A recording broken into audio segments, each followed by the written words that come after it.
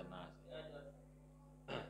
Baik, Assalamualaikum warahmatullahi wabarakatuh, Bapak Ibu pemirsa dimanapun Anda Assalamualaikum berada. warahmatullahi Bertemu lagi dalam program podcast Bukit Tinggi Press Club, adalah program kreatif dari para jurnalis yang ada di Bukit Tinggi, bagaimana membangun kota Bukit Tinggi dan Sumatera Barat lebih baik. Nah, tema kita pada petang hari ini adalah berkaitan dengan jurnalis bencana. Nah, jurnalis bencana itu adalah bagaimana seorang jurnalis menyikapi dan menghadapi suatu bencana, karena daerah kita ini daerah rawan bencana ya. Jadi tentunya dengan adanya sebuah pemberitaan ada manfaatnya kepada masyarakat. Baik, di samping kita sudah ada tokoh, artinya seorang jurnalis yang tentunya sudah malang melintang berkaitan dengan kebencanaan. Kalau ada bencana pastilah ada teman kita ini, Donald Sandiago, melaporkan dari Tibuan. Baik, kita sapa dengan teman kita, Bapak Bang Donald. Apa kabar Bang Donald? Alhamdulillahirrahmanirrahim. Sehat Pak ya? Sejauh ini sehat. Sehat, ya. Mungkin tampilannya agak kurang sehat Pak tadi kan. Sekarang udah sehat. Tadinya sehat. Tadinya kurang. Kemarin itu belum agak kurang sehat. Kalau sekarang ada flu sehat. gitu ya? Ya, kemarin habis demam lah, sakit. Demam karena diputar bencana atau gimana? Demam karena faktor mungkin kelelahan mungkin ya, kelelahan juga mungkin aktivitas. Ya seperti Pak Jer kan gitu juga tuh kan.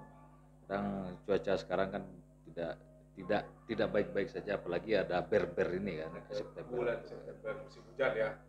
Baik, Bung Donald, tadi kita sudah berbicara masalah tema ini, jurnalis bencana. Kira-kira bagaimana Bung Donald menerjemahkan jurnalis bencana ini? Karena Bung Donald juga sudah bergelut dengan bagaimana melaporkan, kemudian bagaimana efeknya pemberitaan Bung Donald terhadap masyarakat. Kita tahu kalau yang namanya jurnalis itu kan bisa menjadi apa saja kan. Ya. Kita dituntut untuk sedikit tahu tentang banyak hal. Cuman karena topografi wilayah kita berada di Sumatera Barat dan ring on fire katanya gitu kan. Ring of fire. Ya, dan dijuluki juga supermarket bencana. Jadi mau tidak mau, suka tidak suka, mayoritas pemberitaan yang saya lakukan itu adalah terkait kebencanaan, baik kebencanaan ya apa sajalah kebencanaan. Yang belum ada itu bencana apa ya, bencana nuklir mungkin ya, kayak di Chernobyl itu kan. Mungkin kita ingin tahu juga ini istilah baru, ring of fire, kemudian jalur bencana. Kira-kira memang daerah kita ini potensi bencananya seberapa besar sehingga perlu kesiapsiagaan berkaitan dengan bencana ini?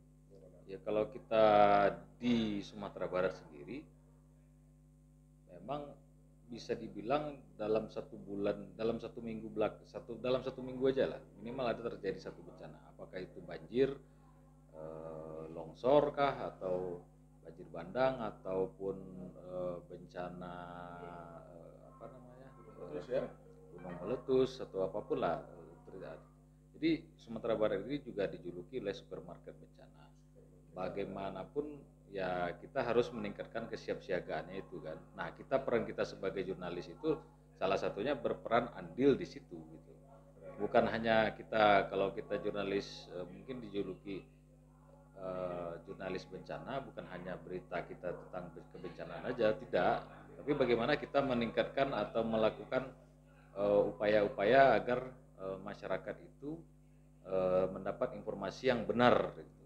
Kan kita tahu kalau misalnya terjadi bencana dimanapun lah gitu kan di Indonesia, itu lebih cepat informasi di media sosial daripada kita dari jurnalis gitu kan. Nah, kadang-kadang hoax itu terjadi dari media sosial, dari share informasi yang itu, dan itu jadi pertakut. Contoh kecil aja misalnya sedikit begini, isu megatrust misalnya. Isu megatrust itu kan sebenarnya itu fakta ilmiah yang disampaikan oleh pihak terkait tentang pergerakan betul. lempeng bumi antara Mentawai dengan pulau-pulau Sumatera. Artinya kan memang iya, itu artinya bakal akan ada potensi gempa atau Ya kita tidak mengharapkan itu terjadi kan. Cuman kalau kita mempersiapkan diri untuk melakukan mitigasi sebaik mungkin ya akan lebih baik seperti itu gitu kan. Walaupun ya itu qadarullah ya kan, karena tidak bisa kita, kalau sudah terjadi, kalau sudah ditetapkan itu ya tidak bisa kita apa-apain gitu. Jadi jurnalis bencana ini adalah menyampaikan berita, mengkonfirmasi sebuah berita ya. Artinya bisa juga menjawab berita-berita hoax ya, berita yang tidak benar juga gitu ya. Jadi itu peran jurnalis ada di lokasi bencana. Ya tentunya kalau kita sebagai jurnalis, kita kan diamanahkan undang-undang. Kalau untuk kita sebenarnya kan bukan abdi negara tapi abdi masyarakat. Nah, abdi masyarakat kalau perspektif kita itu pasti tentang bagaimana masyarakat itu. Yang terpenting dalam kalau jurnalisme bencana itu adalah bagaimana edukasi terhadap masyarakat. Kalau masyarakat itu teredukasi dengan baik, maka timbullah ketangguhan masyarakat menghadapi bencana gitu kan. Seperti yang terjadi beberapa waktu yang lalu itu seperti di mana, di Marapi misalnya kan. Itu kan bencana itu kan tidak bisa ditolak itu kan. Tapi bisa kita minimalisir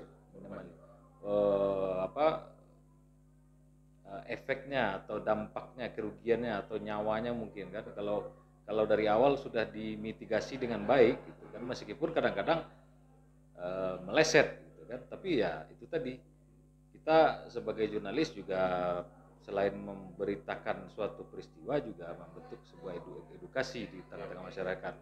Karena juga kecenderungannya bencana itu kan karena ulah tangan manusia juga gitu kan. Seperti misalnya banjir bandang gitu kan, kita seperti banjir bandang itu kan memang hampir 99% itu disebabkan oleh kegundulan hutan gitu kan. Nah, hutannya dibabat habis di bagian hulu. Nah, makanya kalau terjadi hujan deras makanya bawa ke bawah. Ya, mungkin potong sedikit bahwa kita disebutkan marketnya bencana ya. Artinya lengkaplah bencana kita, bencana tsunami bisa juga terjadi, bencana Merapi juga, bencana longsor gunung. Artinya seluruhnya hampir ada di Sumatera Barat. Kira-kira menurut ini kan efek pemberitaan ya. Dulu saya juga pernah melihat di jurnal live event berkaitan bencana di Dado gitu ya. Luar biasa ternyata ketika diekspos luar biasa oleh TV One, dan di waktu itu juga menimbulkan semangat dan datangnya bala bantuan untuk para korban. Nah, ini salah satu efeknya. Selain itu mungkin apa efek-efek lain terhadap laporan berita kita ini? Kalau yang namanya kita jurnalis kan kita membuat, mencari dan menerbitkan informasi yang terverifikasi gitu kan. Nah, secara otomatis apa yang kita sajikan itu sudah melalui filter-filter dan informasi yang berasal dari sumber-sumber yang sangat terpercaya gitu. Berbeda dengan mungkin dari media sosial mungkin kan. Nah, kalau salah satu feedback dari kita pemberitaan itu adalah ya salah satunya itu tadi, ketika terjadi bencana kita ada laporan dari situ, dari spot langsung, kemudian itu didengar oleh diri khalayak ramai kan. Salah satu niche value yang paling tinggi itu adalah pertama kecelakaan pesawat, kemudian kebencanaan. Nah, kalau kecelakaan pesawat itu kan isunya sudah internasional kan. Nah, kalau bencana karena di situ terkait dengan undang-undang penerbangan, keselamatan penerbangan. Berarti banyak aturan ya. Banyak aturan yang itu kan. Nah, kita sebagai jurnalis kan tentu kita memantau itu, kita melihat itu akan seperti apa gitu. Kan kalau di kebencanaan misalnya kan, ketika kita sudah melaporkan, otomatis tersiar kabar kemana-mana. Dan itu bahkan menimbulkan empati. Kan bayangkan kalau misalnya terjadi bencana, tidak tahu orang luar apa yang akan terjadi. Bagaimana misalnya yang baru-baru inilah misalnya kan, kalau di tambang apa di Solo ya. itu kan, tambang emas ya. itu kan, kalau tidak ada pihak luar yang tahu, dalam di sini jurnalis, tentu mungkin di di informasi itu aja beredar di situ saja gitu kan. Tapi kalau sudah diketahui oleh media sosial juga, dan itu informasi itu kan tersebar, maka akan timbul rasa empati kepada pihak luar gitu kan. Nah, kita kan menginformasikan itu. Ya, terima kasih Bu Ronald. Karena kita terbatas waktu, kita ingin tahu juga berkaitan dengan Bu Ronald kan sudah. Mau kemana Pak Jer? Aja. Kita di sini kan bebas. Oh, berapa lama gitu kan? Ini baru. Jadi yang penting di studio kita yang kuasai ya. Kita punya ini. Maunya berapa? Kan saya ingat Pak, kalau Pak Jer itu kan ketika bencana kan kita sama-sama nih, kita dua meskipun dua individu yang berbeda, kita membawa merek bendera tanda kutip yang berbeda, tapi kan kita di lapangan kan sama-sama juga. Kan saya mengemas isu tentang ini misalnya di dalam kebencanaan, Pak Jer memilas isu tentang lain. Berarti kan di situ tidak ada persaingan, kan? Tidak ada persaingan kita antara ini, walaupun secara kompetitif ada sebenarnya kan. Jadi sebenarnya kan kalau di media televisi itu kan kita bagaimana mengambil sudut tinggal ya. Sudut kalau seandainya kita berbicara korban tentu kita berbeda, tapi tentunya penyajiannya berbeda-beda gitu ya. Walaupun hampir mirip sama gitu ya. Cuman tentunya bagaimana kita melihat angle-nya itu gitu kan. Mau dari mana kita mau mengangkat dari profilnya seorang korban, kemudian bagaimana tanggapan dari pemerintah.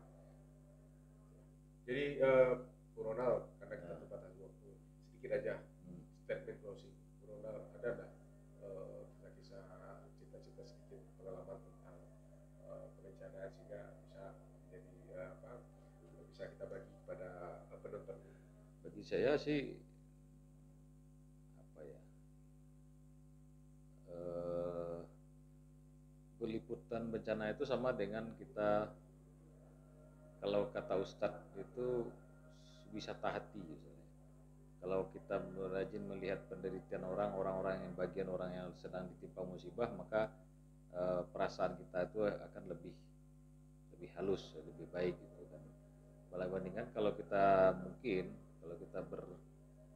berkutat dengan kekerasan saja gitu kan, tentu otomatis secara psikologis kita juga tidak bagus juga gitu kan. Nah, kalau kita sering melihat orang-orang yang kesusahan, maka kita akan lebih bersyukur juga. Kira-kira Bu Ronald ketika meliput bencana itu pernah menjadi korban kan?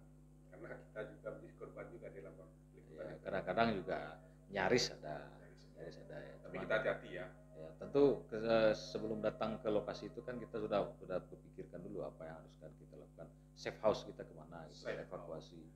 Kita apa yang akan bisa kita lakukan di lokasi tersebut. Jadi tidak melulu kita liputan bencana itu, jangan-jangan kalau kita mengambil evakuasi misalnya kan karena kondisi fisik kita sedang tidak baik, jangan-jangan nantinya kita malah yang dievakuasi sama tim SAR gitu kan. Jadi kan jangan konyol juga kan kalau jadi. Baik Bu Ronald, karena kameramen kita ini sudah mulai resah ya, jadi kita akhiri aja pertemuan kita hari ini. Oh, kameramen sedang resah. Bermanfaat. Saya akhiri, wabillahi taufiq wal hidayah. Assalamualaikum.